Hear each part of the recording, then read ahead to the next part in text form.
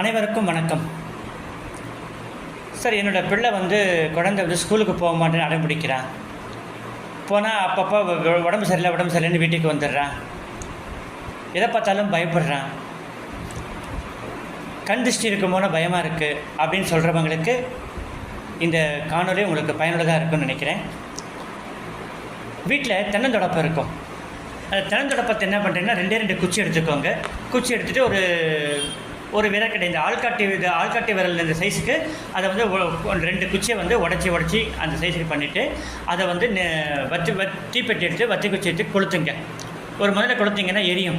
அந்த எரியிற அளவுக்கு வரும்போது அந்த குழந்தைய கிழக்கு முகமாக உட்கார வச்சு அதை திஷ்டி சுற்றி போடுங்க. வலது பக்கம் 3 முறையும் இடது பக்கம் 3 முறையும் திஷ்டி சுற்றி போட்டுட்டு அதை ஒரு வீட்டோட மூலையில் வைங்க.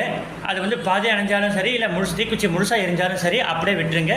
பாதி அணைஞ்சு போச்சு அப்படின்னா அந்த தூக்கி வெளியே போட்டுருங்க. இதை 3 ஞாயிற்றுக்கிழமை பண்ணுங்கள். தீவிரம் குறையும்.